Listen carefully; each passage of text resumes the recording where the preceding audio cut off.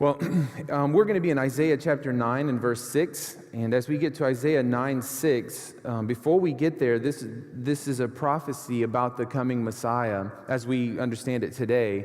And I wanted us to go back a few chapters to try and work our way up to this prophecy, because when we talk about Isaiah 9:6, we're actually talking about a promise that Isaiah gets from God for the people, and it's really for King Ahaz, and it's a promise about a son that God's going to give him. And he says his name will be called Wonderful Counselor. That was last week. Mighty God is this week. Everlasting Father will be next week. And then Prince of Peace will be that fourth week, that Sunday.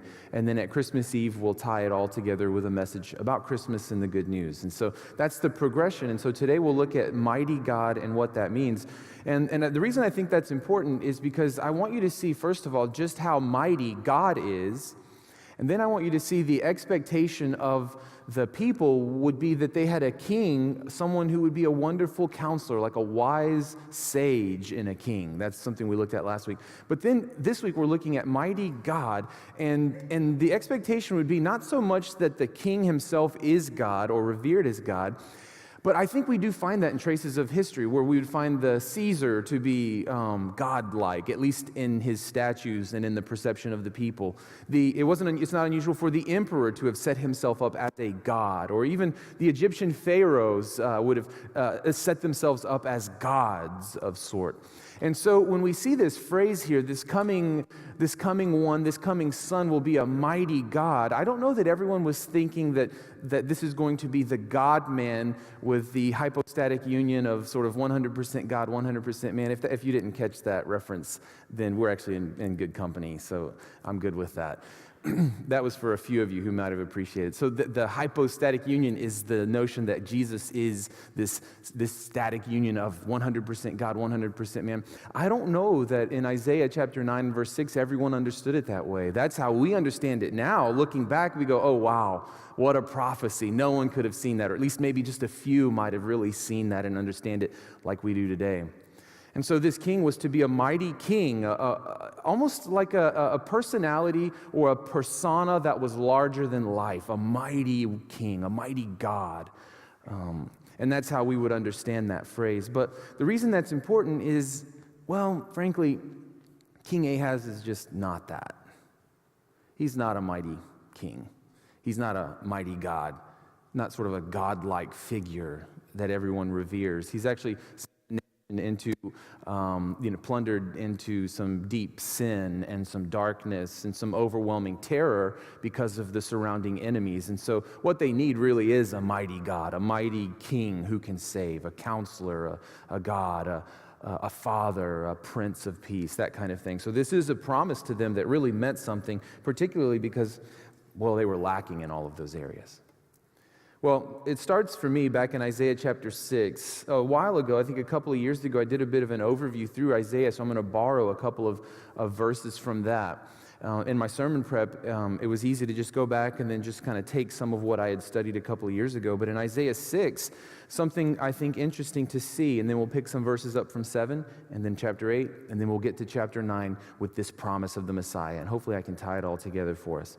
In Isaiah chapter 6, verses 1 to 7, it says, it was in the year that King Uzziah died. Now, he likes King Uzziah. And so in the year that King Uzziah died, Isaiah is in a moment of grieving. That's a tough year. He says, that's the year that I saw the Lord. What I want you to see is later in this passage, what Isaiah is referencing here is that in the year that our great king died, I saw an even greater king. In the year that this wonderful king died, I was able to see the King of Kings. You can see how he puts it here. He was sitting on a lofty throne, and the train of his robe, this is the Lord, this is the master, the king. He was sitting on a lofty throne, and the train of his robe filled the temple.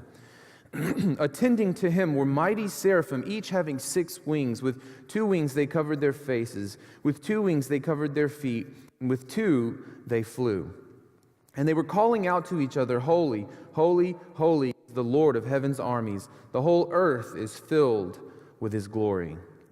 Their voices shook the temple to its foundations, and the entire building was filled with smoke. And then I said to myself, this is Isaiah, it is all over. I am doomed. I am a sinful man. I have filthy lips, and I live among a people with filthy lips. Yet, and this is the phrase, yet I have seen the King, the real King. Not the one that passed away recently, but the real one. I have seen the King, the Lord of heaven's armies. Then one of the seraphim flew to me with a burning coal he had taken from the altar with a pair of tongs. He touched my lips with it and said, "See, this coal has touched your lips, and now your guilt is removed, your sins are forgiven." The main point I want us to see is that Isaiah and the people of Israel, particularly the nation of Judah, the nation is separated into two. They're at a deep loss. They've lost a king, and the one that comes in after him, King Ahaz, is not a great king. And in this turmoil, Isaiah sees God. But I want you to see that the rest of that chapter, too, without reading it, the rest of that chapter turns that because of the evil of the people, they've turned away from God, because of the poor leadership and I guess the idolatry that was at play in their own nation, especially among the leadership, the religious leaders and the political leaders. They had all turned away from God, and the culture was beginning to demonstrate that. They were seeing it, widespread results of this corruption, and God gives a prophecy that they will be destroyed. In Isaiah chapter 7, verses 1 to 9, I want you to see this fear that they have. There's an invasion coming to them. Actually, can we skip to verse 6 if we're in the slides? Let's skip down to verse 6. There's a coming invasion of the people, and all you really need to see, all I want to convey is just that there's a lot of fear on the parts of these people. In verse 6, these people are plotting against Israel, and they're saying, "We will attack Judah, we will capture it for ourselves, and then we will install the son of Tabeel as Judah's king." This is what the sovereign Lord says. This invasion will never happen. It will never take place. For Syria is not stronger than its capital Damascus, and Damascus is not even stronger than its king Rezin. And as for Israel, within 65 years it will be crushed and completely destroyed. Israel is no stronger than its capital Samaria, and Samaria is no stronger than its king Pekah, son of Remaliah. Unless your faith is firm, this is God speaking to King Ahaz through Isaiah. Unless your faith is firm, I can't make you stand firm. In the midst of all this turmoil, God's giving a word of encouragement to the king through the prophet. And it ends with this phrase that captivates me and captivates my thoughts, which is, unless your faith is firm in what I'm telling you, I can't make you stand firm. Isaiah encourages King Ahaz to have faith. I think it means that although the army can be ready, although the horses can be prepared for battle, unless his heart is steady, nothing is steady. I think this speaks to maybe some of my own experience from time to time, and even just the last few weeks in my own experience. It seems that my family's doing well, my marriage seems to be doing well, my kids are all doing good in school, nobody's flunking. Of course, none of them are in high school yet, so we don't really have that kind of drama. You know, my littlest is in kindergarten. If she fails kindergarten, I'm a really bad parent. Nothing's going wrong. The church seems to be doing well. You guys are all looking well. Everything's well.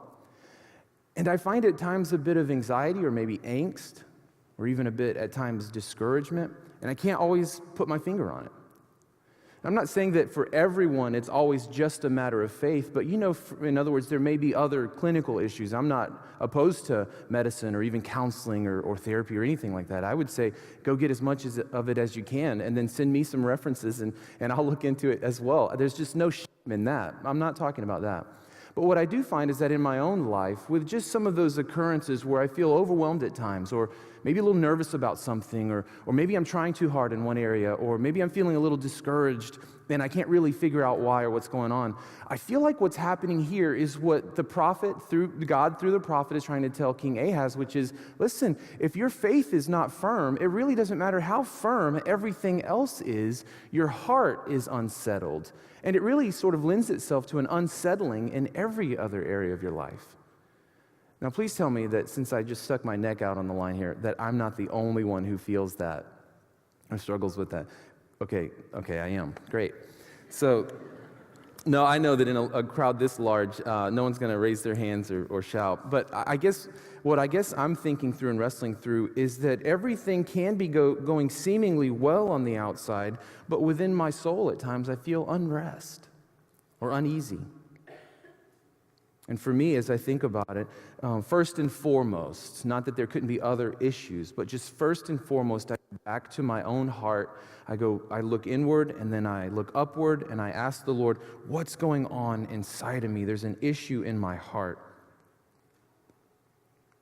And I think what we learned through some of this is that the only way to stand firm in difficult times and in good times is to stand firm in your faith, to trust God through it.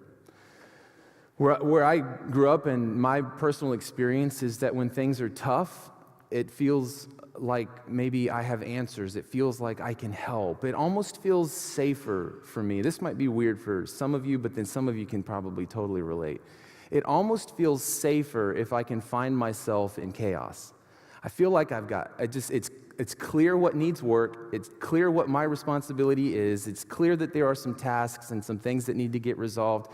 And I almost find comfort in being drawn to the chaos and solving that. Some of that's personality, and then some of that could just be upbringing and the comfort or familiarity with chaos, and so I'm kind of drawn to that.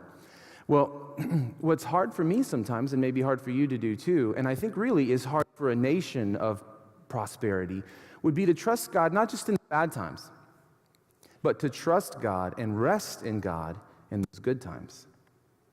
In those times where it seems to not be any major chaos, and to not feel the need to create chaos, to have something to resolve, to be a hero again.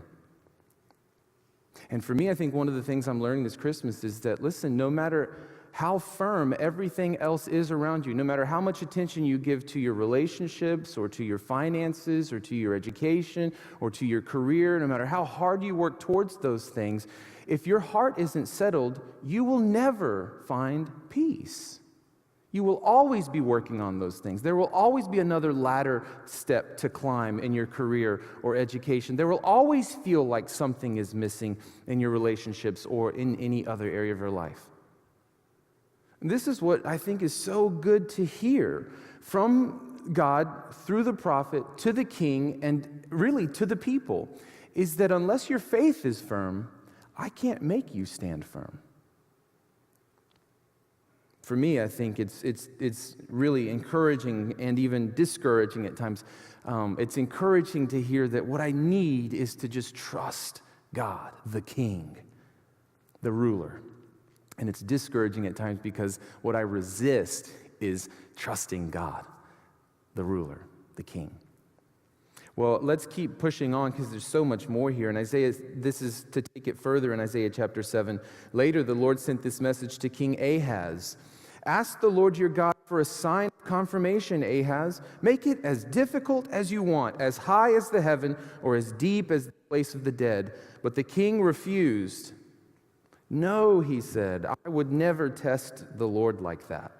And then Isaiah says, listen well, you royal family of David. He's speaking identity into him. You, the royal family of David, is it enough to exhaust human patience? Must you exhaust the patience of God as well? You may not realize this, and so I'll help with some background. King Ahaz has been going to all sorts of places to find help. He's been asking the king of Assyria, primarily, the king of Assyria, for help.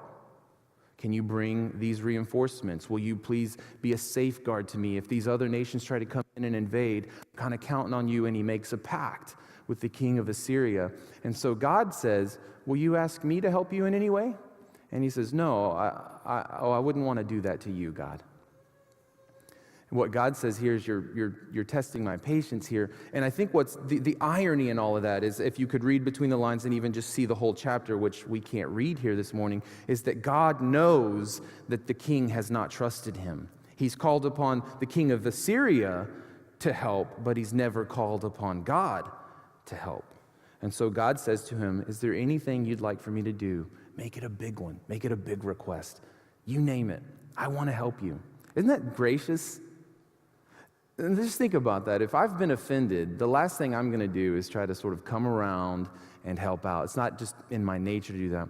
But God, having been slighted and rejected, full-on rejected by King Ahaz and by the people of God, comes to him and says, is there anything I can do for you? Isn't there anything you'd like my help with? Which just to me shows the meekness of our King, our God. See, he says, I'd hate to bother you, but in God's mind, and I think in the dialogue would be, but you'll call upon the king of Assyria. You'll tell him that you're his son. You'll commit all the people of Israel to him as servants, and you'll give him gold and silver from the temple of the Lord. And for me, as I read this, isn't it fascinating the lengths to which you and I will go to not have to trust God? I mean, the amount of worry we'll allow ourselves to be consumed with to not have to trust God, to really try to resolve this on our own. For me, anyway, it's just so convicting. I think this is where Isaiah gives that prophecy that the king will have a son. And of course, we know now that this is a prophecy about Jesus. It says in verse 14, all right then, the Lord himself will give you a sign. Look, the virgin will conceive a child, and she will give birth to a son, and will call his name Emmanuel, which means God with us. The promise is for God to the king, I will be with you. I'm the promise. My presence with you is the answer to your prayer. It's what you need. We'll skip ahead to chapter 8, and then we're going to get to chapter 9. In chapter 8, it says, verses 5 to 7 say, Then the Lord spoke to me again, Isaiah, saying that God spoke to him again. My care for the people of Judah is like gently flowing waters of Shiloah, but they have rejected it. They are rejoicing over what will happen to King Rezin and to King Pekah. Therefore, the Lord will overwhelm them with a mighty flood from the Euphrates River, and the king of Assyria, this is the mighty river that's going to overwhelm them, is the king of Assyria, who will come and flood Israel with its violence, the nation of Judah with its violence. What God ends up telling the king through Isaiah is that Assyria will destroy this land. Now, think about this for a second. Who did I just say that the king was going to for all the help he needed instead of going to God? Wasn't it the king of Assyria? And in a twist of irony, I guess, the king of Assyria is the very one who will come in to wipe them out. What I take from this, for me, and what I've shared in the past too, is that what happens here a lot of times is that the idols we run to, the idols we worship, the things that we idolize, if that resonates with you, all of those things can never bear the full weight of our hopes and expectations. They can't. They end up being our downfall. We are at the same time crushed by our idols, and they are crushed by us. This is what happens, and there's an entire message here for us in terms of a completely separate sermon. But when we idolize our family, at times it's crushing to us because we realize we'll never meet their expectations. I can't possibly be the perfect dad. So if I idolize being the perfect dad or idolize having the perfect children, guess what happens shortly after you have children? You realize you're not, and you realize that they are not. And all of our hopes and expectations come crumbling. This is the danger of idolizing something. This is not necessarily an admonition to prioritize or to make family important or to make career or an education important or even other relationships. The issue is that all of these things are secondary to God, and He alone is to be worshiped. And when we worship Him rightly and understand that He's in His right place as God over everything else in our lives, all of those other things can just line up and in perfect order.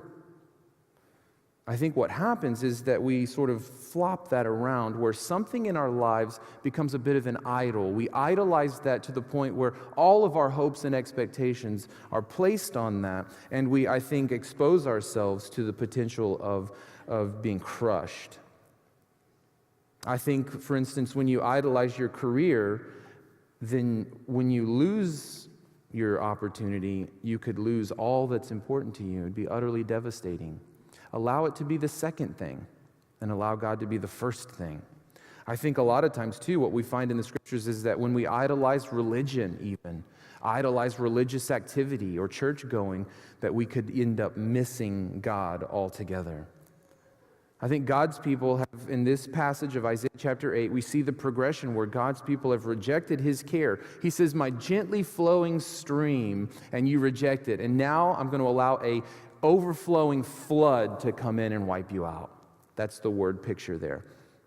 They've turned to other sources of comfort, other sources of hope, other sources of strength for their trouble. And at the end of all this, Isaiah is imaginably pretty distressed with the news of impending judgment. That Assyria is coming, in fact, and they will wipe them out. And so some of the people here are listening to Isaiah. Some of them are overwhelmed by this same truth. And what we find then is that the future is bleak for Israel. That was an introduction to this. When you get to Isaiah chapter 9, you're supposed to be feeling the weight of like, wow, so these people are overwhelmed. The king has gone wayward. The nation has gone wayward. They're sacrificing their oldest children to these idols, so they're actually sacrificing their children. They're involved in all sorts of corruption at every level of society. So much has gone wrong. They're never seeking God's help. They're always seeking outside help. They've idolized other things and begin to worship them instead of God himself. And you just see this downward spiral, and at the end of it, God says, I'm coming, and I'm going to send Assyria, and they'll just wipe you out. Well, it's a bit soul-crushing for Isaiah, but Isaiah 9 is this passage we're studying for Advent. It's the promise that even though Assyria does come and will come to wipe the nation out, there will be a remnant, and the remnant will eventually produce a son. And that we know to be Jesus. So there's hope. There's hope. I think as we study this, one of my favorite phases in this section, chapter 9, if you're following chapter 9, verse 1, is the way the NLT translates it by saying, nevertheless, the time of darkness and despair will not go on forever. There's a bit of hope there for me personally with the angst I feel in my own soul at times. But even I think nationally for Israel and even for whatever other concerns we have, there's the promise of the Messiah. There's the promise that was made good in Christmas and is beginning to work its way out through everything until Jesus returns again. There's this promise was made that God would begin to rebuild. God would begin to bring an end to these times of darkness and despair. And what we should see when we read this is that hope is rising, that salvation is coming, that even though there's a terrible king, Isaiah has seen the real king, and the real king has promised that he will send someone to be a mighty God, a Savior. In Isaiah 9, it says, nevertheless, that time of darkness and despair will not go on forever. The land of Zebulun and Naphtali will be humbled, but there will be a time in the future when Galilee of the Gentiles, which lies along the road that runs between Jordan and the sea, will be filled with glory. Well, if you know the New Testament, you know Jesus would walk up and down those roads of Galilee. There's this promise here. They couldn't have seen it. There's no way they could have known what we know now because we're looking back. But there's a promise here that God's glory will be walking along the road that runs between Galilee, the Jordan, and the sea. It will be filled with glory. Verse 2 says, the people who walk in darkness will see a great light. Those who live in a land of deep darkness, a light will shine. You will enlarge the nation of Israel, and its people will rejoice. They will rejoice before you as a people rejoice at the harvest, and like warriors dividing the plunder. For you will break the yoke of their slavery. You will lift the heavy burden from their shoulders. You will break the oppressor's rod, just as you did when you destroyed the army of Midian. The boots of the warrior and the uniforms blood-stained by war will all be burned. They will be fuel for the fire. For a child is born to us, a son is given to us. The government will rest on his shoulders, not ours. The government will rest on his shoulders, and he will be called Wonderful Counselor, Mighty God, Everlasting Father, Prince of Peace, and his government and its peace will never end. He will rule with fairness and justice from the throne of his ancestor David for all eternity. This is the passionate commitment of the Lord of heaven's armies. He will make this happen. Do you see the context of what we're talking about?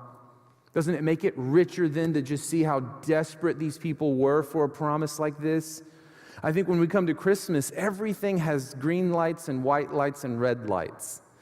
And everything has presents, and every present has a bow on it, or at least a name tag, and everything just looks nice. Everything looks pretty.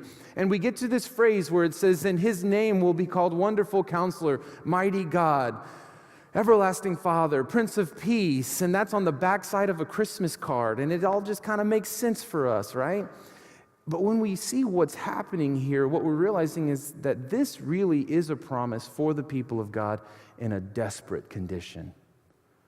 And I don't want to try to manipulate that here with you, like try to tell some story, get everyone to cry, and then say, Jesus is so wonderful, right? I want you to think about that. I want to just present this case that the Christmas story is rooted in the longing and desperation of God's people. And really, as great as Christmas is and can be for so many of us, I don't know that we ever really tie our hearts to generations of God's people and really celebrate the meaning and purpose of Christmas until we can allow our hearts to feel the real desperation that we have for God, the real need we have for Him to send a Messiah, and for this Messiah to come to us in Bethlehem, for this Messiah to come to us and be a mighty God, an everlasting Father to us, a Prince of Peace. For us, as we think about this sort of fast-forwarding 2,000 years since Christmas, Jesus has fulfilled this prophecy. He has come to earth. He has conquered death by waking up from the dead, by His resurrection, and showing that He was and is the most powerful in the universe. If there ever was a mighty God, Jesus is He. Jesus is the one to whom these promises were made and the one to whom we should look for help. God has seated Him on His throne, and He exercises authority as the King of the universe. This is Jesus. All who submit to Him as King become part of His kingdom. This is a literal kingdom. It's not a figurative one, and it's not a spiritual one. Although it is spiritual, it's not less than that. It's more than that. It's a physical, literal kingdom. And it's here, and it's growing in His church, and it's not here yet in its fullness until He comes back again, and then He establishes His kingdom forever. This is Jesus. This is His King. This is His kingdom. And we are foreign ambassadors of that kingdom at Christmas time, proclaiming the good news. Not that we have conquered, not that we're victorious, but that we have the answer to that longing. We have the hope for that hurt. And it's found in this King. The good news of Christmas is really when we remember that for all of Israel's wayward thinking, all that I've described to you, we have our own issues of wayward thinking. That for all of their rejection of God, we have our own ways of rejecting God. I think for us, when I read the scriptures, when I read the Bible, I see myself in the interactions of God and God's people. I see my own desperate need for help and for comfort, like Israel did at times. But I also see how often I turn to other sources of hope and help. I see how too many times I set my hopes on things that too easily let me down. Beyond that, I think I can see in my worst moments, and even in my best moments, I guess, but beyond that, I can see the sheer rejection and refusal to trust God that lurks in my own heart. The reason I say that is because when I look in those pages of Scripture, I resonate with the people of God. There are too many times now where I've said to myself, why would they do that? How dumb is that? How stupid is that? Only to realize just by mulling it over and thinking through it, well, I'm kind of doing some very similar things. And I think when I look in the Scriptures, it's not just that I see how terrible I am in light of how terrible they were. I think what I see is that these promises God gave to them are very similar promises that God gives to us because of Jesus. When I think about it, Christmas, this promise of a king that would come, Christmas is God making good on that promise. If God says, I'm going to come back and I'm going to set the world right, I'm going to come back and I'm going to set everything right that was wrong. I'm going to heal, I'm going to help, I'm going to save. I'm going to make a new heavens and a new earth. I'm going to give you a new body. I'm going to live with you forever, and you will live with me forever. Do you know why we can believe that? Because of Christmas. Because Christmas shows that he at least one time in history has made good on his promise. Christmas to us is not just the hope as we look back. There is hope looking back because it was the beginning of life for our Messiah here on earth as he went from baby to man and gave himself in our place for our sins. No doubt about it. But Christmas wasn't just the beginning of a 33-year lifespan for Jesus as he offered himself as a sacrifice. It was the beginning of all of our hopes coming true for all of eternity. The reason we have hope, not just looking back, but looking forward to the promises God has made, is precisely because he kept his promise at Christmas. That's good news. There's hope there. And for us, as we think about it, this is our mighty God who has the power to save. I think the notion of him being a mighty God, which was our theme or our topic for the day, is just all in the backdrop of so many poor leaders and such poor godlike figures, such poor emperors and Caesars and pharaohs and kings of Israel. And for us, I think what we see is that what they needed was a mighty God, a Savior, someone who would deliver the people from their enemy. And this for us is Christ. This is that good news. I think for us, as we study this, a lot of people find it hard to believe in God's power. I admit, at times I've found it difficult to try and sort through how, if God's so powerful, he's not helping me right now. That if he cares so much, why does it feel like I'm so alone? I mean, I think many of us, if we could just maybe go back in our mind's eye or maybe just be real about where we're at right now, we could acknowledge that we feel this way. This mighty God and all of these promises, and yet where is he and where's that help? I need to hear from him. We feel powerless. Some feel abused or neglected. So many times I think where that leaves us is in a vulnerable place. I need a man. I need a woman. I need a child. I need a friend. I need a job. I need a bigger paycheck. I need a career. I need a education. The list is long, and we keep saying to ourselves, come January, come June, come October, things are going to get better. Things are going to look up. We're just always looking and hoping. And what I guess the good news for us here is that it might be hard to believe that God's powerful. It might be hard to believe that he can help. But isn't that what faith is? Faith isn't necessarily a blind kind of thing. It's not saying, I believe in something because I made it up. Faith would be taking something that the Bible says is true, even though it doesn't look like it, and believing it. That's faith. It's not making up something, all right? Now, sometimes the Lord gives us the gift of faith, where in my heart, I have this overwhelming belief that God will do this for you. But I can't just make that up, and then just claim it, and then just hold it, and then call that faith, and then watch it not happen. The best way to operate in the gift of faith is to see it in the Scriptures, to believe that it's true, because it says so in the Scriptures, even when it doesn't look like it or feel like it, and that's faith. The reason I say that is because I'm not asking you to believe in something God hasn't said or won't do. I'm just acknowledging that it doesn't look like it. But I'm encouraging you that even though it doesn't look like it, or even though it doesn't feel like it, God loves you, he loves us, he has a plan, he's made a promise, and just like he did at Christmas, he'll make good on that again. You got to believe that. I can't make you believe it. It's like God saying through Isaiah to the king, if you don't have faith, I can't make your life stable. Stability comes from within. It comes from your relationship with God. It comes from faith in him. It comes from placing your highest hopes in him and your highest expectations in him. And everything and everyone else can let us down, but faith has it such that God himself will never let us down. So that's my encouragement for us this Christmas.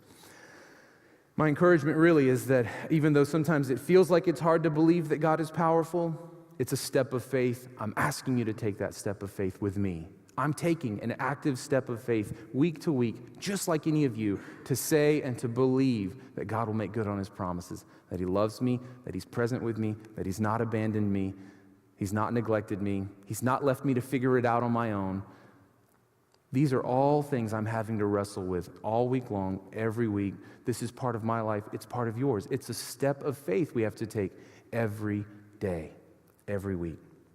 I think also sometimes the tendency for us is to substitute our own talents or abilities or work ethic or whatever else, substitute that for the power of God, so that instead of mighty God that delivers me, it's my own mighty power or my own mighty thinking or my own mighty decision making. And the truth is, we need God. We need a mighty God. And so for us, as I wrap this up, the gospel says that the mighty God, the everlasting Father, the Prince of Peace, the wonderful Counselor that he has sent is Jesus to reveal God to us. Jesus came with God's mighty power, did he not? He came to defeat sin and death. And the promise is not that it will all go away when you surrender to him as king. The promise is that he's coming back someday to make it all go away. And in the meantime, we're going to have to take steps of faith. That's just how this works. So at Christmas, I'm encouraging us as a people not to just sort of sweep under the rug the lingering and the lingering sort of angst we feel, or the lack of hope at times that we feel, or when we're talking to others about those kinds of issues, the worst thing we could do is to dismiss it, or to pass by it, or to overlook it. The best thing we could do is to listen, to relate, and then with hopes of being able to share the good news, to spend time with these folks. That's the best thing we could do, because the hope here is that Jesus would come and he would make things right. Can I read 3 more verses? I usually go 10 minutes longer than this, and I'm actually done. So can I read 3 more verses? All right. I'm going to take a couple of laughs as affirmation, all right? Look at this, because this was so good. Here's what I want. You can do this on your own. I was surprised. I did a Google search. That's how I do my sermon prep, okay? It's clear. I did a Google search for "at the right time," because I knew there was a verse that said at just the right time, God sent his son to us, born of a virgin. I just couldn't remember exactly what the reference was. If that's you, you can do what good scholars do. They Google search. And so I Google searched "at the right time." And did you know I found a dozen verses that use that phrase? It was really cool. I might just turn this into our Christmas Eve service or something like that. Good news for folks. We'll have a lot of guests and a lot of visitors. But there's something here. I was so fascinated by it. I'm only going to give you 3 verses that use that phrase, "at just the right time." Romans 5:6 says that when we were utterly helpless, Christ came at just the right time. And he died for us.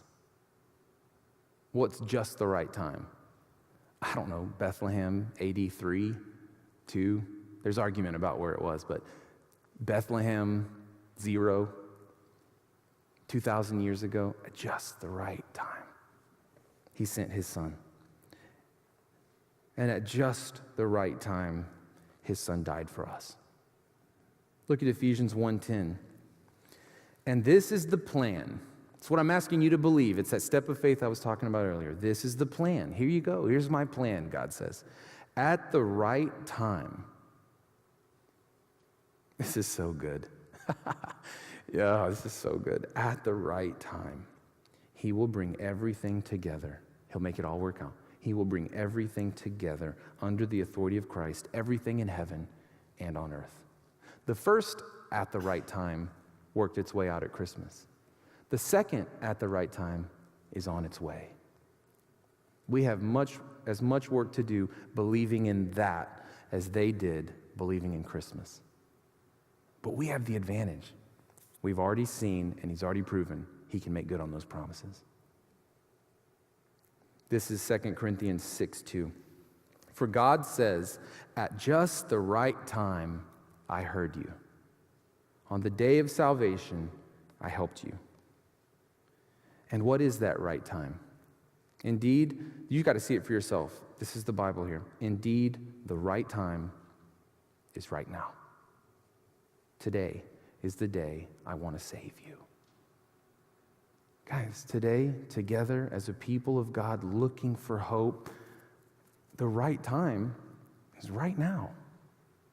The right time to turn from all of our idols and all of our working so hard and all of our trying so hard is right now.